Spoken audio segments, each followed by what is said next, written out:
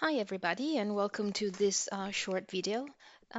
So today I thought to do a small video to show you guys how I tackle bark on drafting film with colored pencils. So this is a hawk that I've now completed. It's like a practice piece that I've done just for fun. The reference picture was taken from Unsplash, and it's a gorgeous little picture. And now all I need to do is work on the basically stump of tree that the hawk is sitting on, which is basically this area down here. So I thought I would shoot a little video to show you how I tackle bark. Bark is great and amazing to do on watercolor paper, but also and especially on pastel mat, because the graininess of the tooth allows for many layers of color for it's ideal to build depth, to build layers. But drafting film, although it does receive a lot of layers, is sometimes a little bit tricky when it comes to um, to basically build, um, first of all, to find the right color, but then also to build the depth that you need. Or at least I find that a little bit challenging. So let's get started. So I have here a small draft that I've done, a small sketch that I've done with pencil. So now I am lifting a little bit of that pencil but I still can see it, obviously, to avoid the sketch to, show up during the drawing, or as I draw, as I put down my color. And to remove the sketch, I'm using a kneaded eraser. This particular kind is made by Faber-Castell, and I usually buy it on Amazon.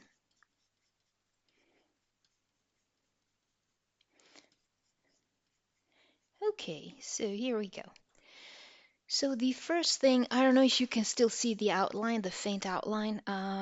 Probably not, but I can, and that's the important thing. So the first thing that I want to do is, since the main color of the stump is gray, and there's quite a bit of gray on the, let's say, on the face here, and a lot of browns, but especially ochres and purples at the top. So I will take my luminance light gray to map out some of the stump, just to get an idea of where things sit. So,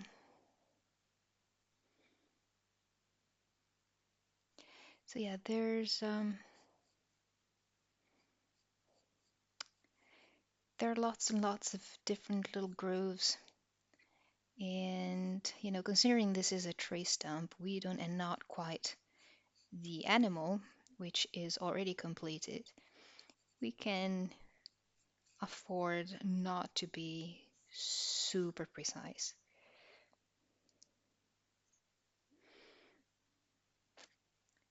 Okay, so this is a big shadow.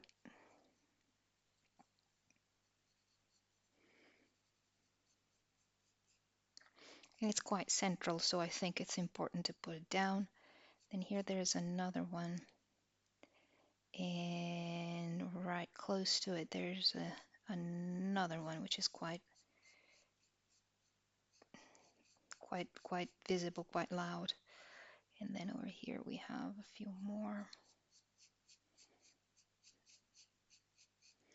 There's one here which is quite irregular. And then there are more irregular shadowy shapes. Okay, then over here We have another fairly strong shadow over here.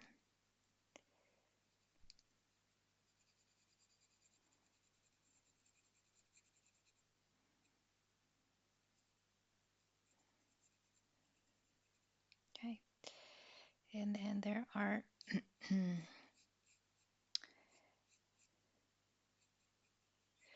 folds and crevices all over the stump.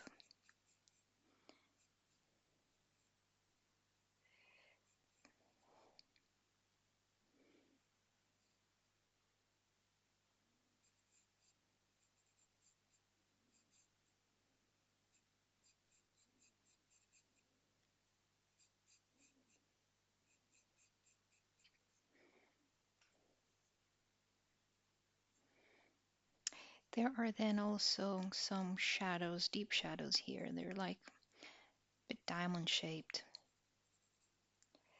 and they come all the way to the edge. And then underneath the talons of this beautiful hawk, there are more little shadows. There's one that is shaped like a little bunny, so let me give that shape there. Then there's another one over here.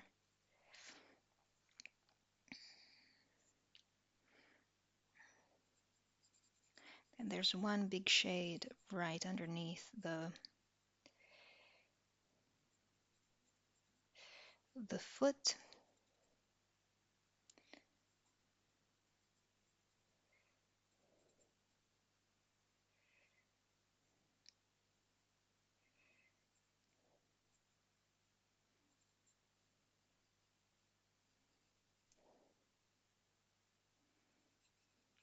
Okay, so I am also reshaping a little bit some of the, or re-adding some of the lines that I took away with the eraser. Okay, so we have some, let's say, main guidelines there that will help us navigate through the bark. So I see that over here there's quite a bit of ochre or an ochre color and then some green. So let me use a bit of this I call it green, but it's not a green. It's called bronze, and it's one of my favorite colors that come from the studio set. So I will begin to add in a little bit of color. And the color will need to be quite irregular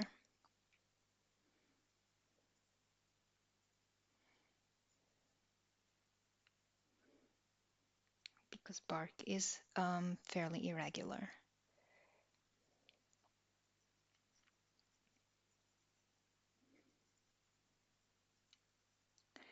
And I am proceeding with a fairly light pressure.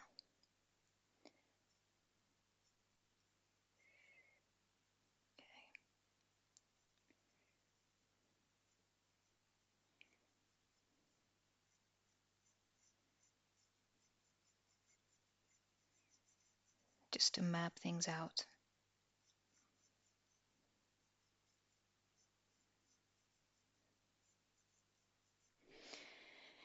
Okay, then I'll move on to this gorgeous color, which is brown ochre 50%, and it comes from the Luminance set. So I am going in to add a little bit of ochre color over here, because that's what I see in the original picture, and also a little bit over here.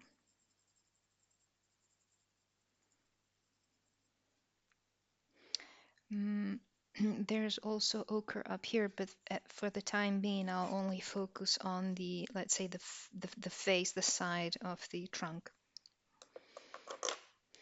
So I will now go in with a warm gray, and I will use a warm gray 2 from the Faber-Castell Polychromos set.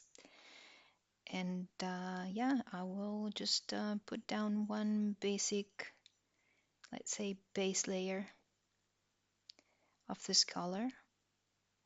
I'm not going to cover, the whole surface flat with this color, but I will try to leave some areas white as well, just so that, any other colors that we will add later uh, will have a different intensity in those areas where there's no base layer, basically. So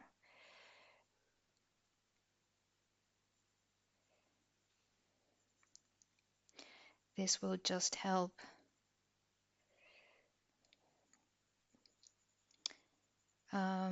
create, as I said before, some form of base to work on or work with. Okay. Now I'm going to take a darker gray, still a warm gray, but this is a warm gray 4 from the Faber-Castell Polychromos set. And I'll go in and start creating some interest in this bark. Some details, not going to go overboard, it's just here and there, and little depressions and some of the texture. I will highlight some of these darker areas that will then have to be worked on with the black or something like dark sepia.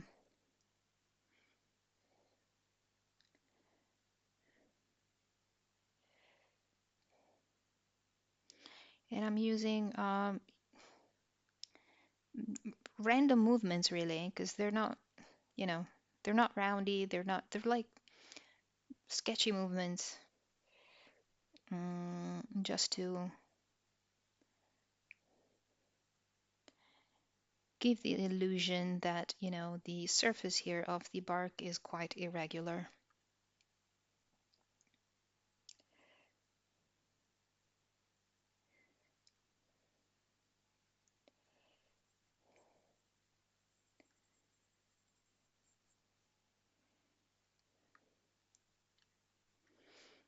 Okay, so here you can see that there are elements that go, so the texture goes horizontally. So we need to try and mimic that instead of using purely the sketchy, random traits.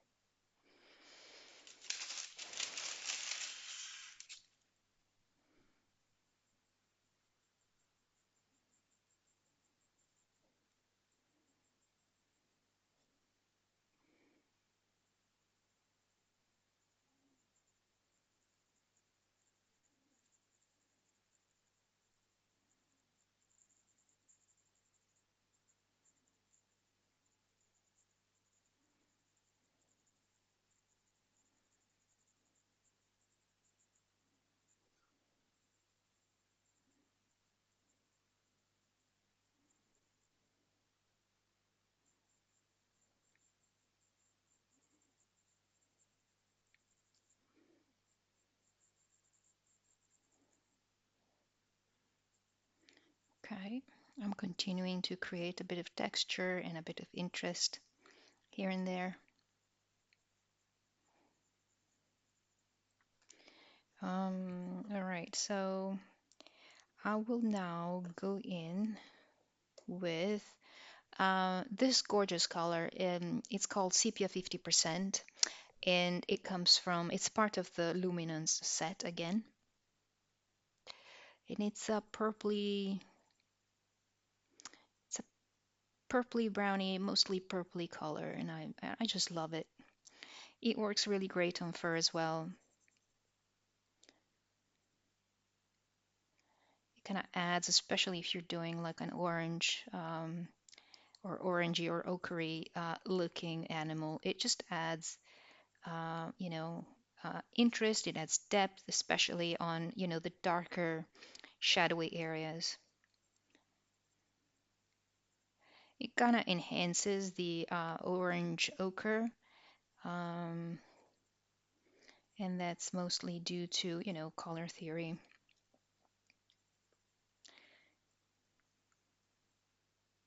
Color theory is amazing. And not mastering, but knowing, nobody masters anything, but knowing a little bit in terms of color theory can really, really change your life when it comes to drawing.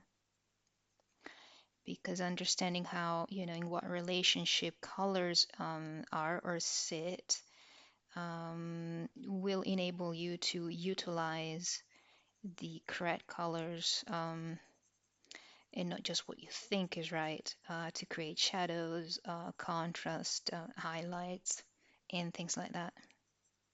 And it all really starts with, getting a hold of a simple color wheel. I I have this one that I bought at Amazon. It tells you basically, what happens to each of your main colors when you add, white, gray, black, and then over here, your main colors, what happens if you add red, yellow, blue, and white and black. And also, it talks about, gradient, value, actually, not gradient, it's value.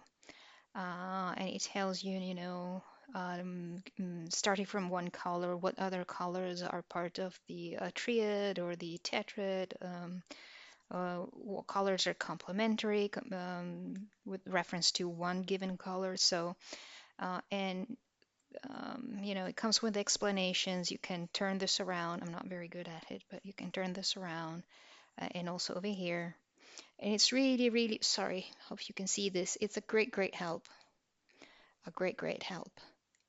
I would recommend for you to get one of these, or download it. There are plenty of pictures in the internet as well, so you don't have to pay for them. But they are like a color wheel, or even understanding a little bit of color theory can bring your artwork or the quality of the work that you do to the next step.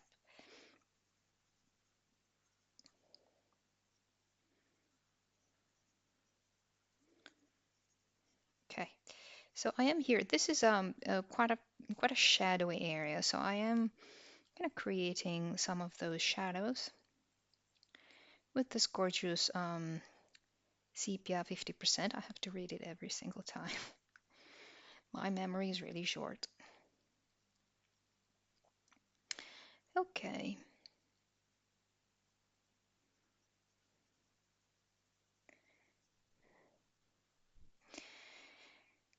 So over here we have darkness.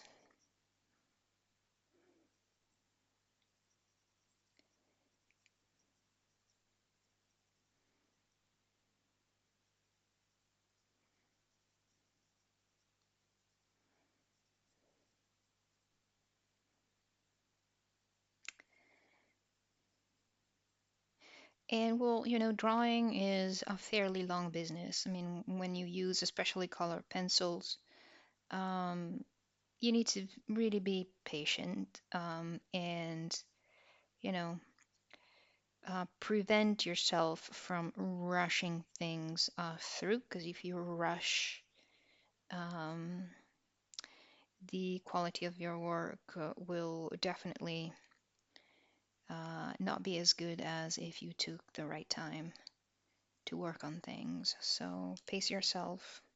If you get tired, just get up, go for a walk, and then come back to your drawing. Just don't rush things through. This is another gorgeous color. It's called French Gray 10% from the Luminance set. And so we're going to use it to continue building the grayish area. But then at the same time, it's a different gray compared to what we've used before, so it's going to yield a bit of a different effect. And this is a warm gray, so it has warm yellowy tones to it.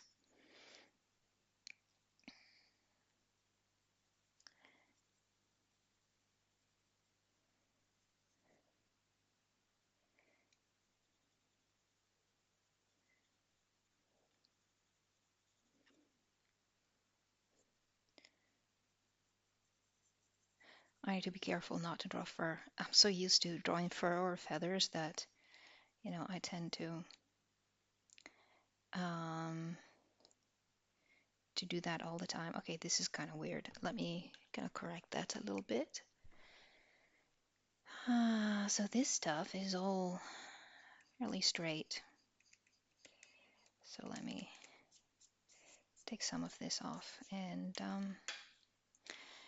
rework things up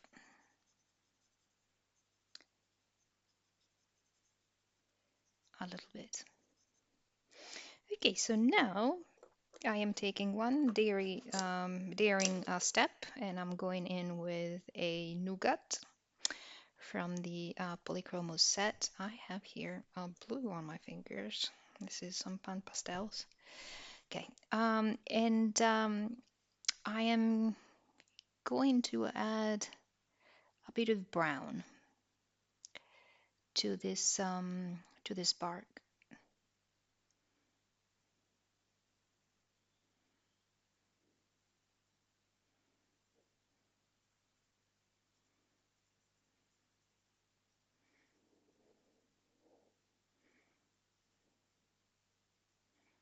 So I am focusing on the areas where we put down the gray and the sepia 50% before or earlier.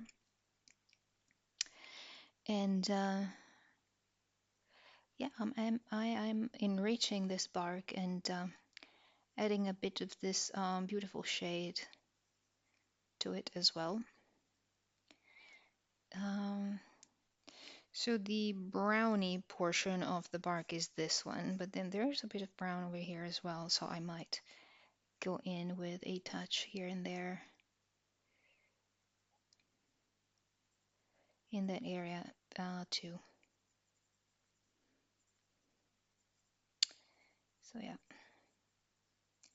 so I'm going up here.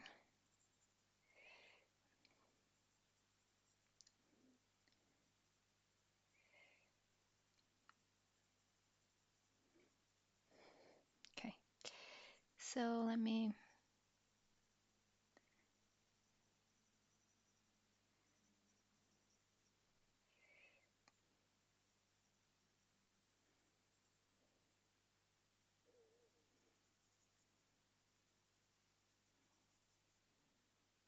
okay.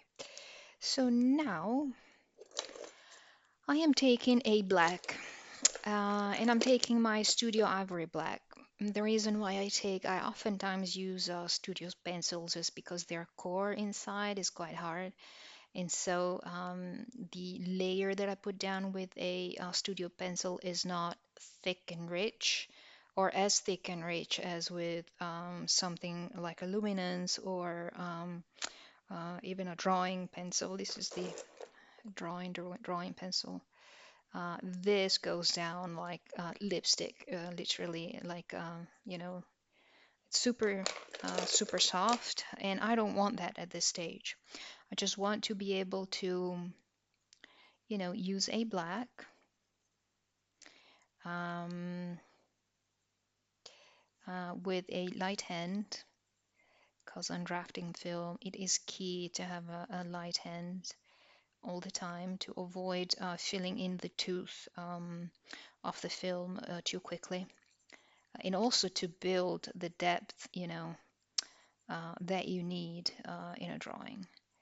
So, and I'm going in and I am mapping those darker areas that then will need to be um, darkened quite a bit with a different type of dark, just to make sure that they are okay and that, they're safe to darken later on. So there is here like a crevice.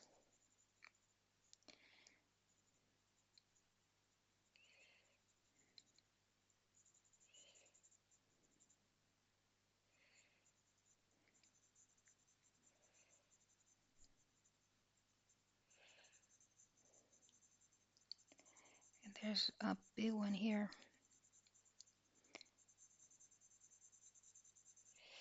that I'm putting down.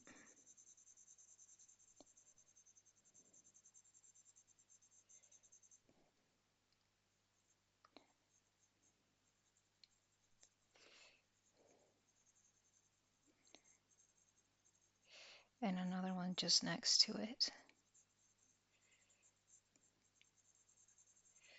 There's a bit of a shadowy area over here. It's not really quite there, but I decided to add it anyway, just to create a bit of movement on this bark. Yeah. Then there's more over here.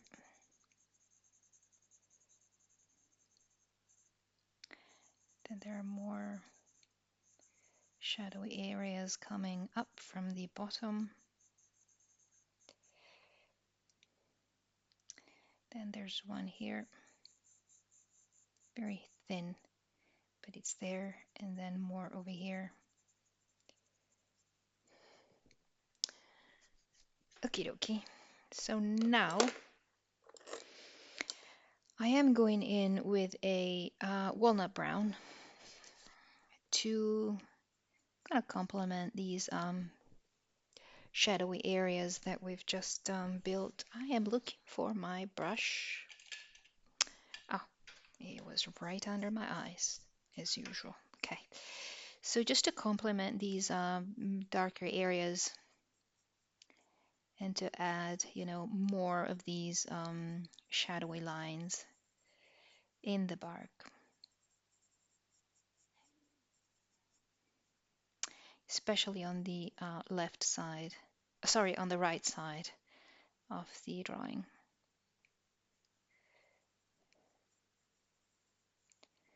Okay.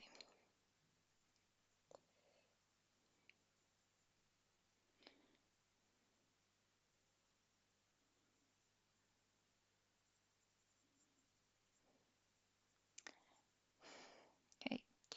And there are more of these lines over here as well.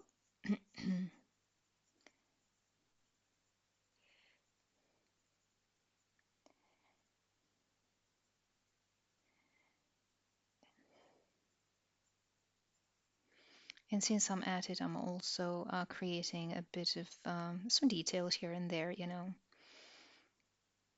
of the basically corrugated bark.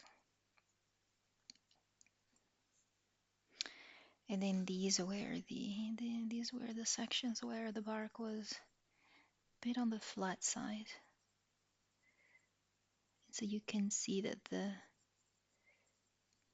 let's call it the skin is like horizontal. The texture is horizontal, quite horizontal. So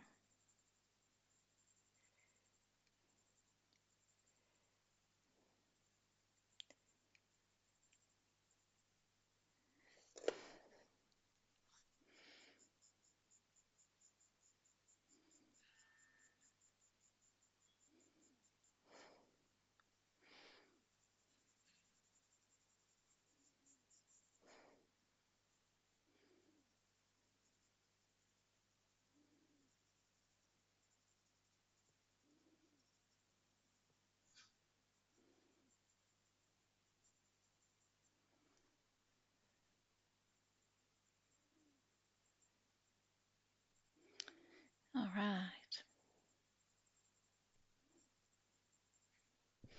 You could tell that even if we have just, put down a couple of initial basic layers, the bark is already beginning to take shape a little bit. And yeah,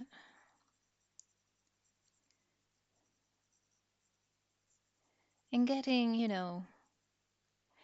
the fact that you begin to see that your shape is forming from relatively quick or, you know, relatively quickly is good because it kind of encourages you to, continue working on your drawing. If you start working and things don't look good and you keep working and they look even worse, and the more you go and the worse they look, then you're not you basically lose your enthusiasm and you're not motivated to continue or finish. I am a fan of finishing up what you started, even if it comes out to be or ends up being fairly ugly to look at. Because even when things don't are not a success, but um, they're still a tool to to a means to learn new things and to learn what you did not do the right way or what you should change next time you approach um, that same, let's say, texture or fur or subject. So yeah, all experiences are good and positive, especially those that are the least satisfying, because that's how you grow as a human being, and that's how you develop and how you change the way that you do things.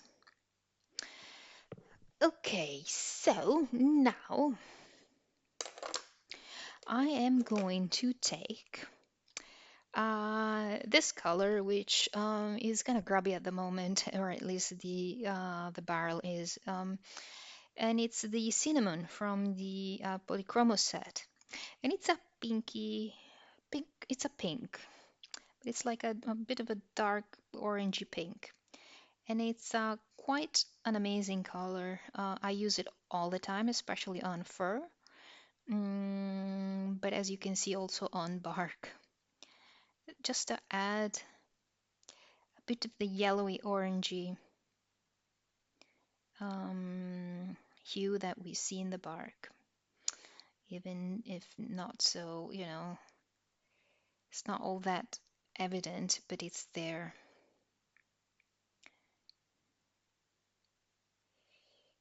And it's mostly on this side of the drawing or the picture that I'm referencing. And then to complement this, I am going to take a luminance color, if I can find it.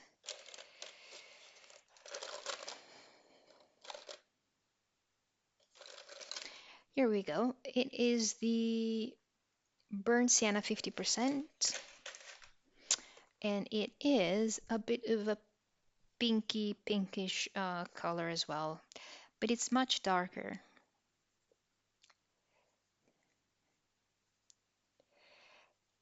And it's almost like a purple. It's a pink, but it has some, I don't know, I don't know how to say it, but some purple elements or to it that, make it quite unique.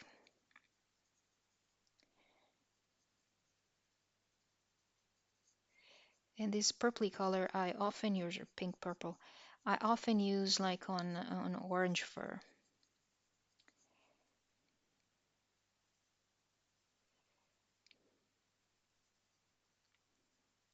Okay, so let's go in here as well, because this will blend really well with the brown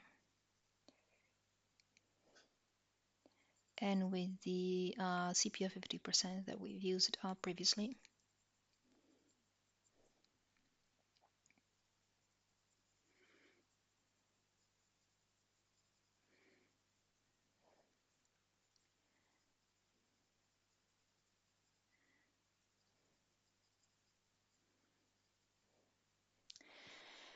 All right.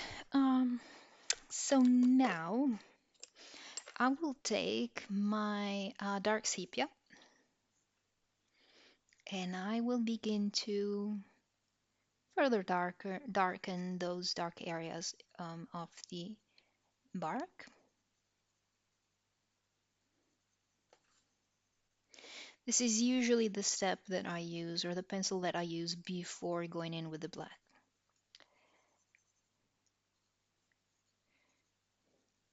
It's a like a dark brown slash gray color. So it works really well with the browns, it works really well with the grays, and it works super well with the with black as well. But also with believe it or not, with the dark blue or colors like the dark indigo from the Polychromos set.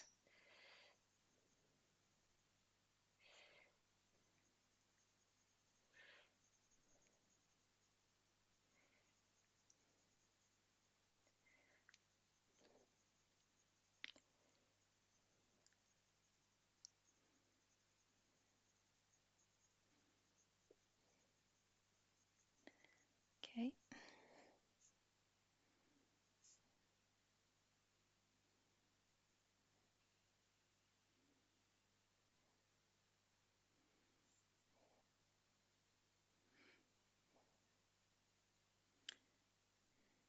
If you use it very lightly with a very soft, light touch, it can also be a really good substitute to gray, you know.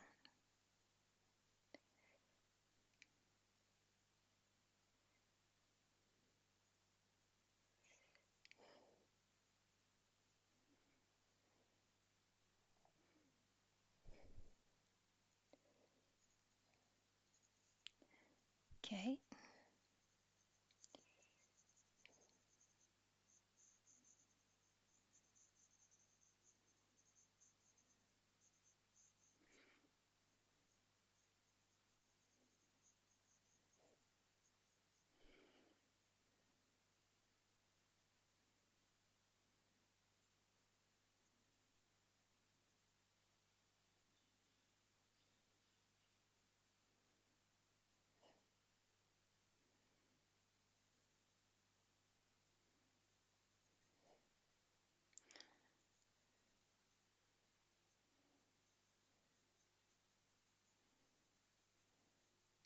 I'm just looking at the picture, the reference picture constantly, and you know, um, picking up things here and there, and all I'm doing is I'm trying to replicate those things, just the main ones, not absolutely everything, because I would go nuts if I had to.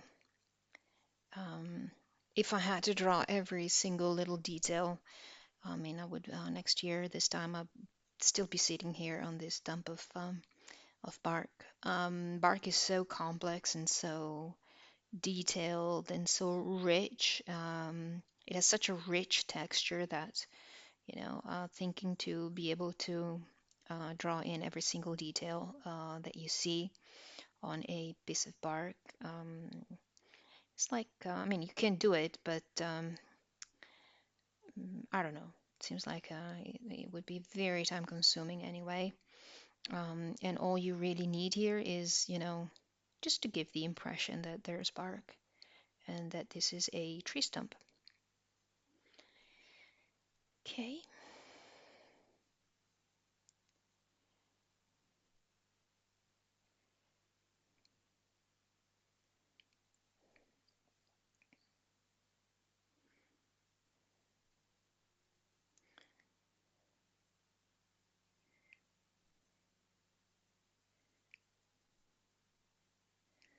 Right.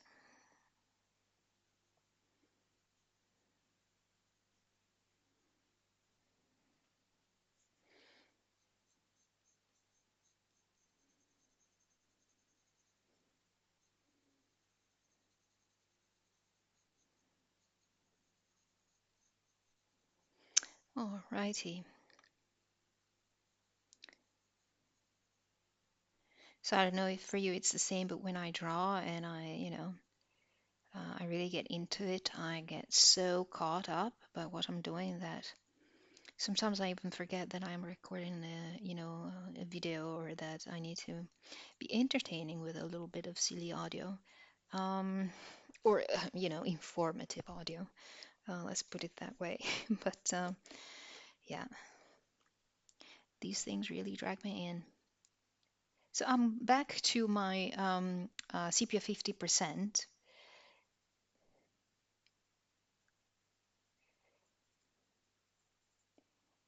to work a little bit around that sepia in some areas, especially those that kind of look a bit empty,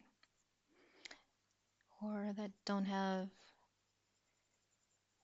much interest, that don't have enough texture. Okay,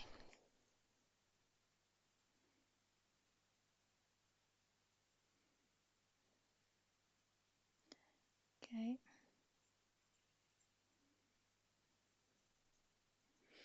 all right. I'm continuing with this sepia also over here.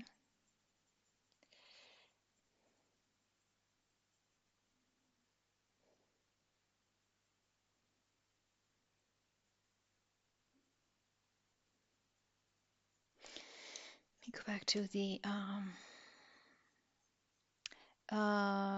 dark sepia from the Polychromos set.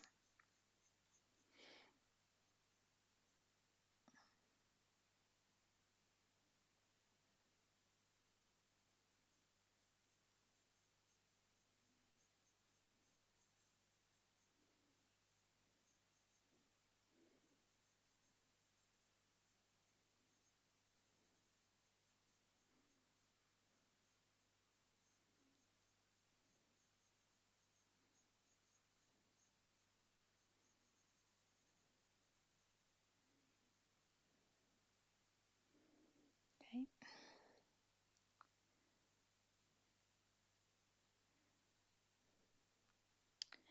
and I'm going in as well with the sepia, since I'm coloring with it to again create little bumps and nooks and little corrugated areas or details on this bark.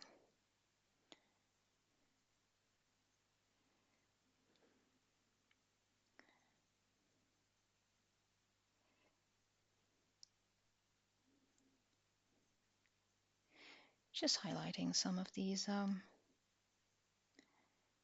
shadows that the irregularities of the bark tend to create.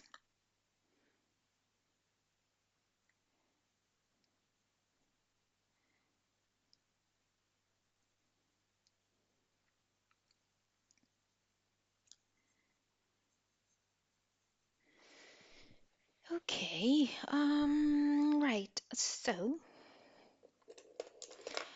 I will now go in with one of my favorite colors, the Imperial Purple from the Studio set.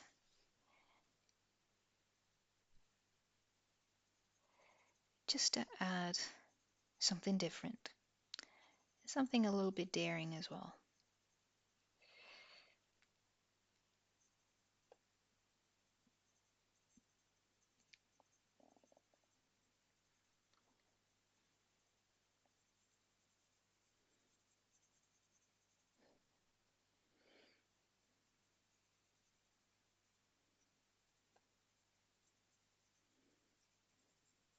Okay. Um,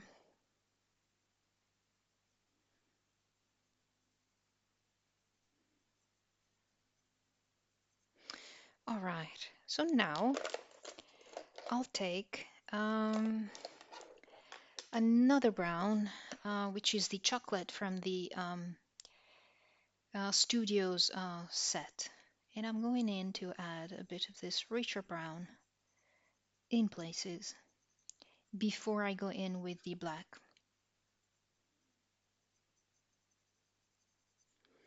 And darken the darks. What I might also do is I'll probably go in and create some highlights, because you know, the more you work on your texture and the more color you put down, the harder it is to preserve your highlights. And the good thing about drafting film is that you can easily restore them by, usually the way I do it is with a Tombow Mono eraser, which is this little tool here. It's a it's a precision eraser, and it allows you to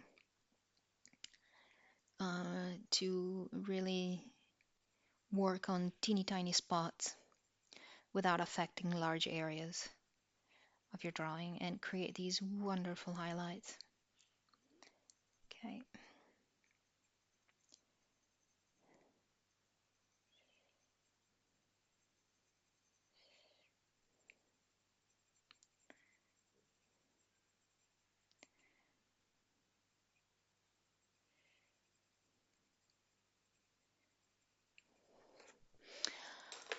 Okie dokie, black.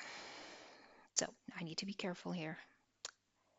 I need to avoid getting carried away because black does that to me. I begin to darken here and there, see that, the result is quite dramatic and nice, and then all of a sudden everything is super dark. So I need to pace myself.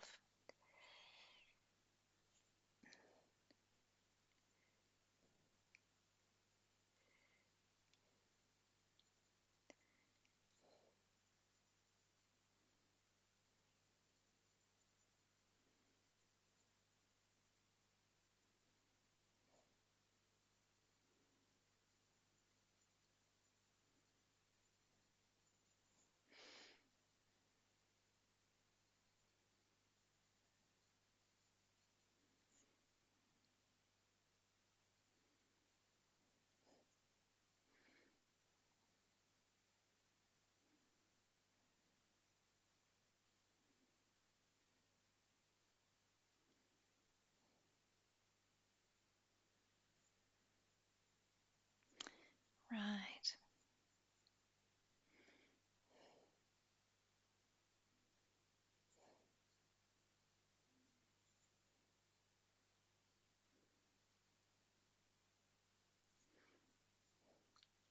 So the way that I'm creating these darker areas is to start from where, for instance, in this case, where the crack in the bark is the darkest, and I'll really use some decompression in there, and then I'll just drag my mark out towards the top and towards the bottom, and then the line will fade, and so it's going to kind of blend that way a little bit better. Um, if you're gonna flick your pencil mark so that it doesn't so that basically you relieve some of the pressure and the trait becomes a lot lighter. Now I'm adding some very light shadows over here and going in with a bit of extra pressure over here. So this is quite dark, so I'll go in, and drag a bit of the darkness up. Okay.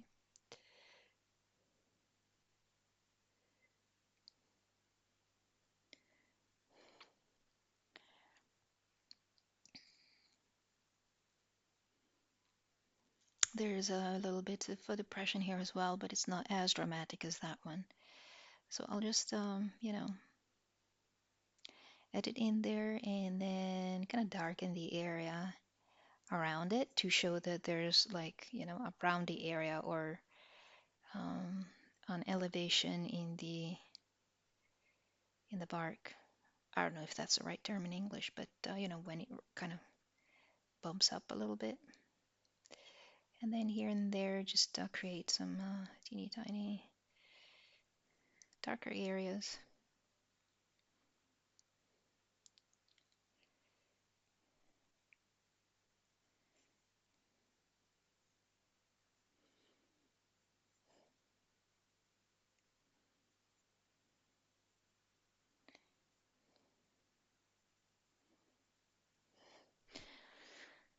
Okay. Hmm.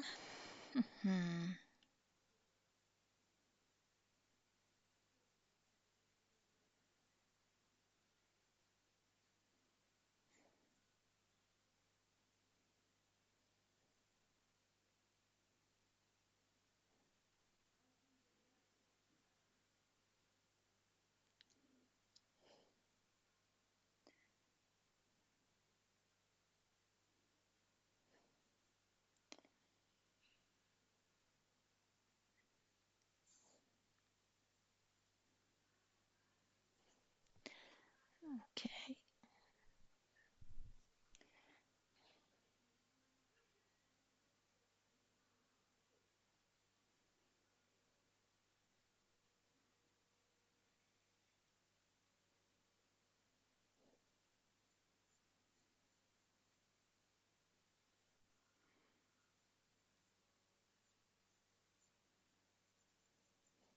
Okay.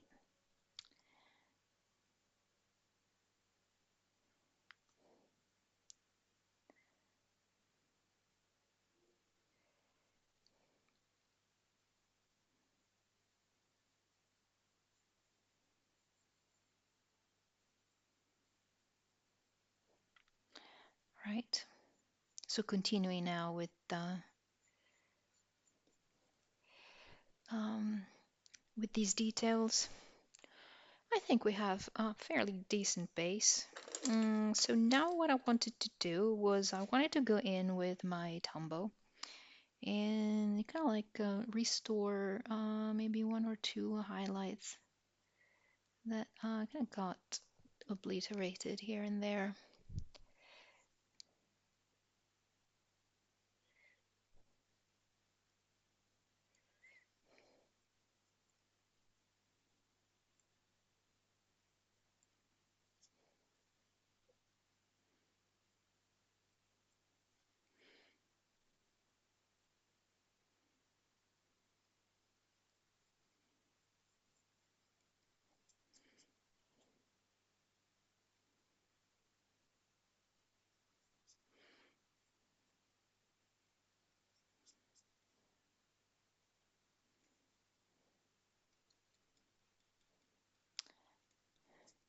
I need to create a little bit of extra interest over here because I think it's.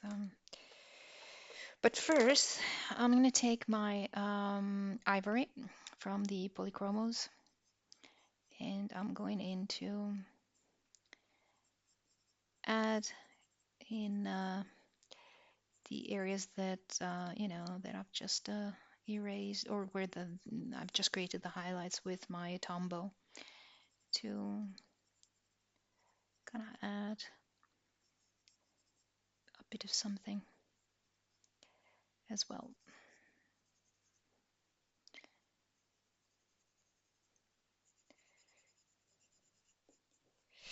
Okay, so now I think I want to go in again with my walnut brown.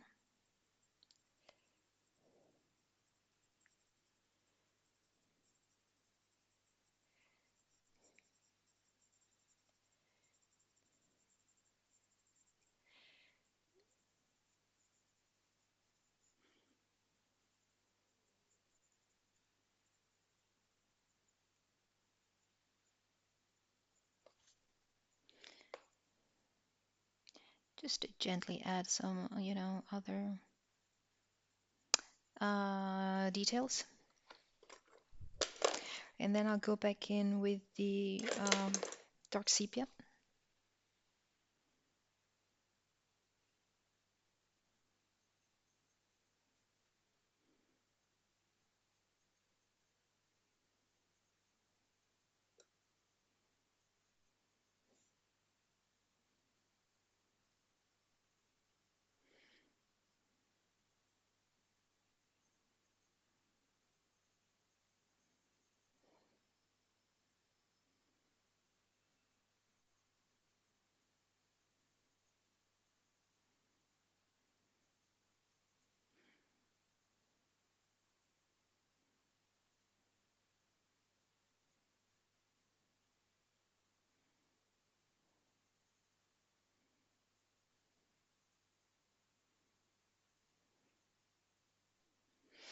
Okay, all right. So yeah,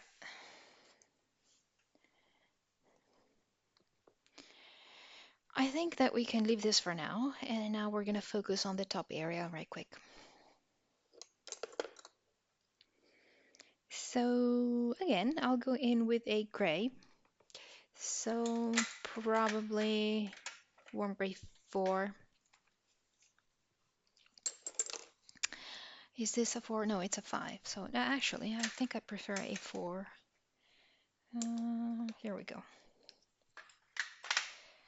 Because the 4 is a little bit lighter. And here the stump was kind of torn off, and so we have a lot of little bumps all over the place with some like darker areas over here. Let me just put those down so that we don't lose them. Okay, so, and this is kind of tricky to recreate the area of the tree that got torn off.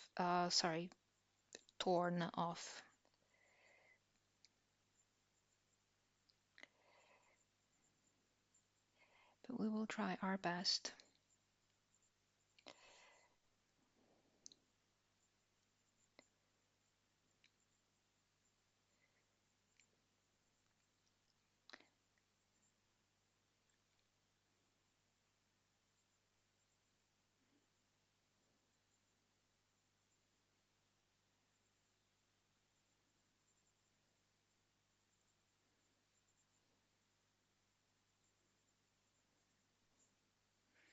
So I'm trying to create like little bumps here and there, trying not to regiment them too much or they'll look fake, you know.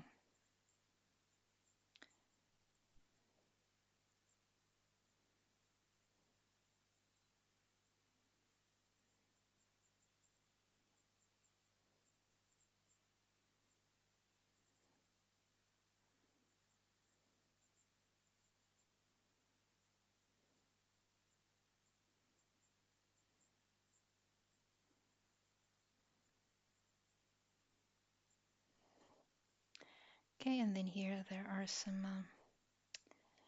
shapes that give the impression that the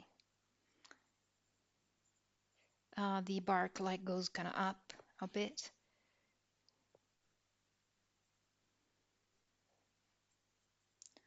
So let's do that.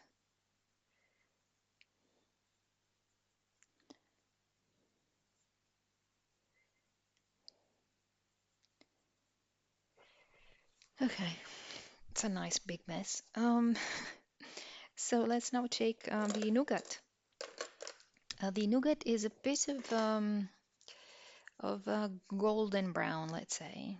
It's a warm golden brown. It has, some ochre orangey hue to it, and yeah, it's great.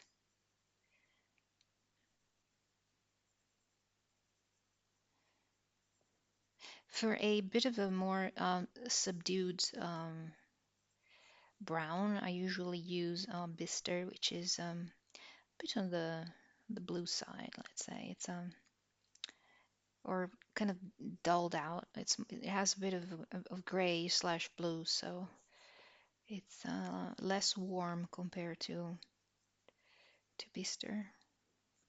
So I'm just adding a bit of brown basically here. On top of and around the little bumps and shadowy areas that we have created. And also creating other areas of, interest and more texture to the bark.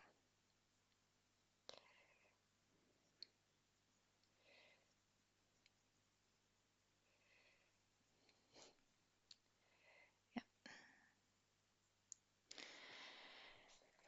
Okay, so now I'll go in with chocolate. And with the chocolate, I'm beginning to mark down some of the darker shadows that we see here.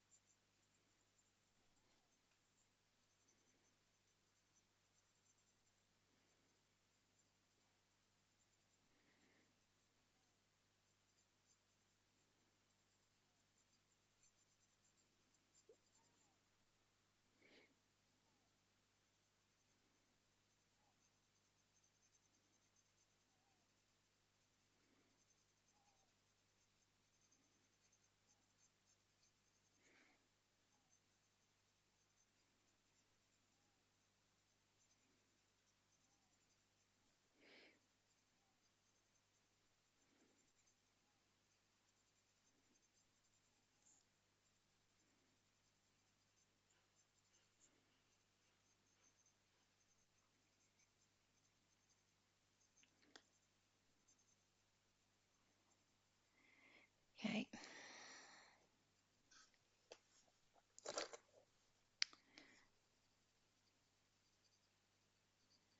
it's a fairly long business, eh?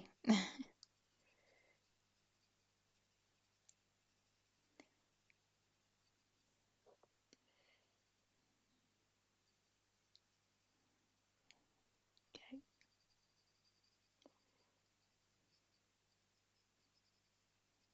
All right, now I want to go in with um, this burnt ochre 50% that we've used before over here. Just fill in some of these gaps with a bit of a golden warmer tone.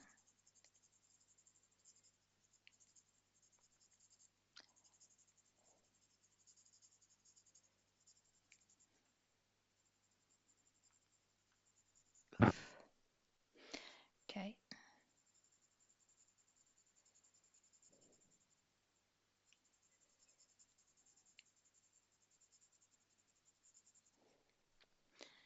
All right. Um, Now I'll go in with a sepia 50% from the Polychromos range, and I'll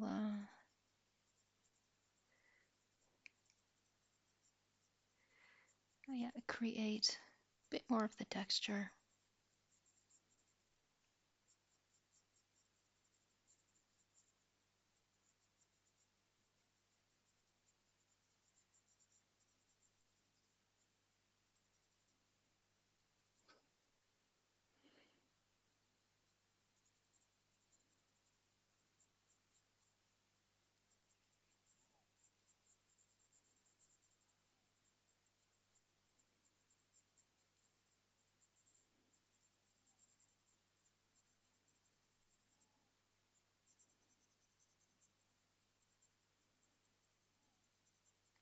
So this is where the let's call it finger of our hawk sits. So and it casts a bit of a shadow. So we need to put that in. And the same thing goes on over here. So where there's a bit of a shadow. And then this whole bark is, so there are almost no highlights over here. So we need to ensure that, you know, the area is quite, I mean, that it has color in it. It's not necessarily dark, but it's,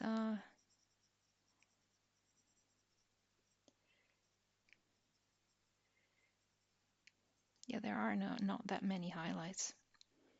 That's all.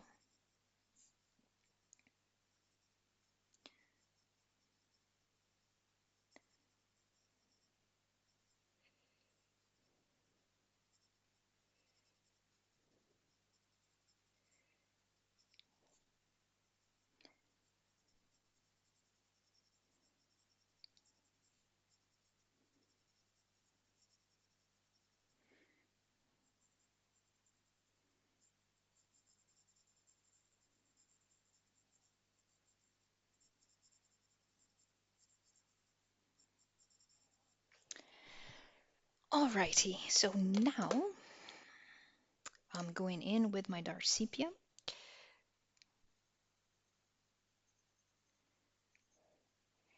to work again on those shadows.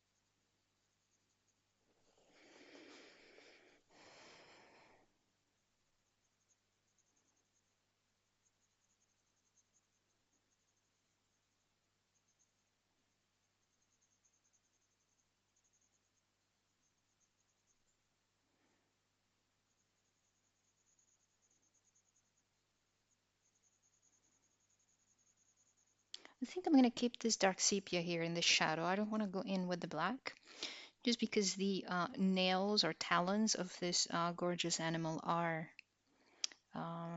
grayish black. And so if I use the black, they'll kind of merge in, and we'll not be able to see them again in the drawing.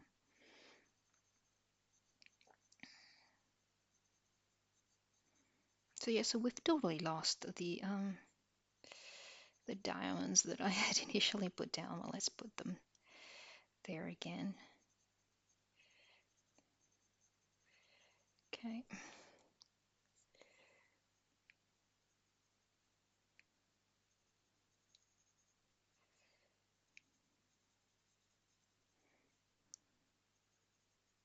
So again, we're going to go darker around the foot, because there's a shadow that is cast by yeah, the bird's foot. So yeah.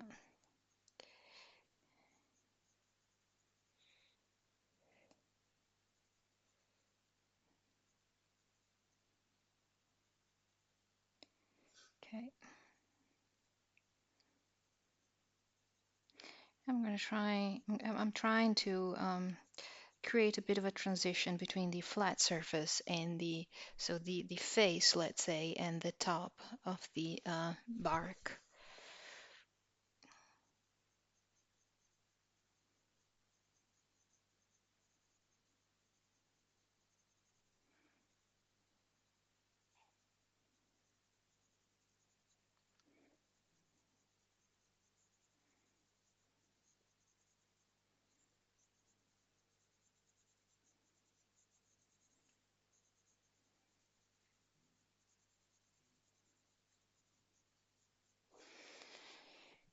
All right. Hmm. So I think we need to actually let me swap to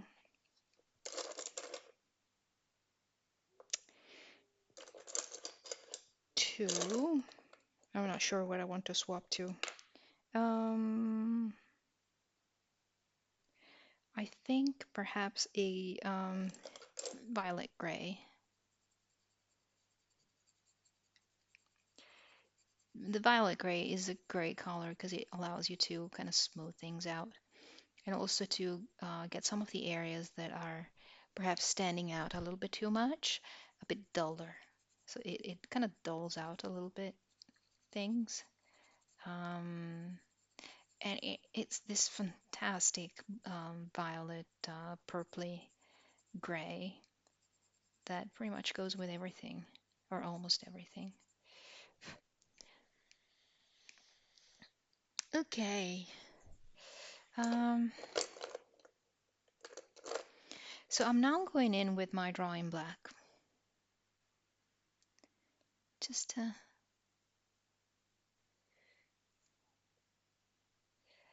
highlight or emphasize some of these really dark areas.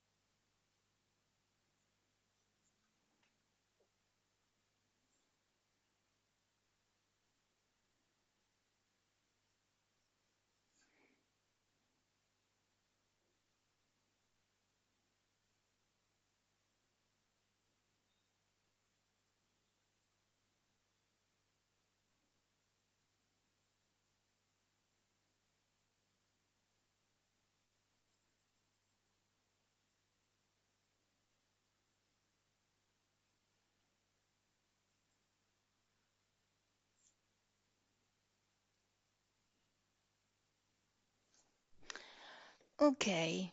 Um, hmm.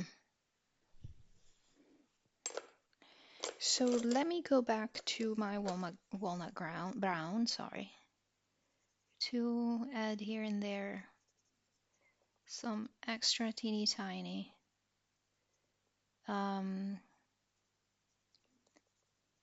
elements, just to add interest, basically.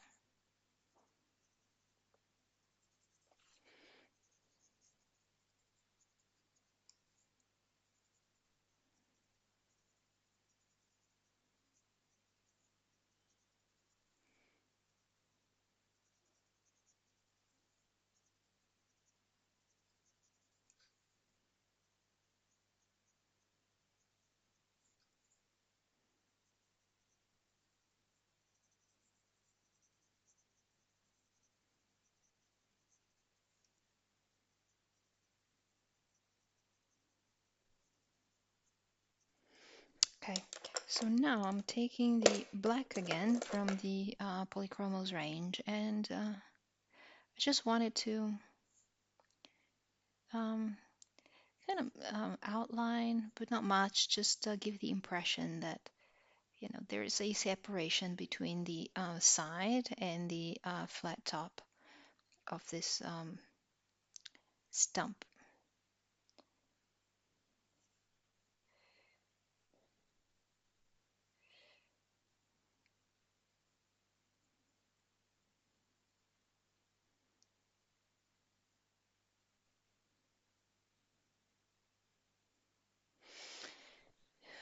Okay, I think I want to call this done. It's like already an hour and 15 minutes of video. I will most likely do a couple of extra tweaks, um, but I'm not overly concerned about, the final result. In that, I mean, it has to be a decent piece of stump, but the actual emphasis will be on the bird, and so I think that the stump as is. Let me see if I can operate um, this little arm, metallic arm well. So, the stump has to be like um, not on the foreground really. It's just there to prop the star of this little drawing, which is my hawk, and I think the hawk came out quite well. All in all, I am satisfied, and I hope you enjoyed this little tutorial and my nonsense rambling. If you like what I do and would like to draw with me, in real time with live real time commentary. And mostly what I do draw are pets and wildlife and animals.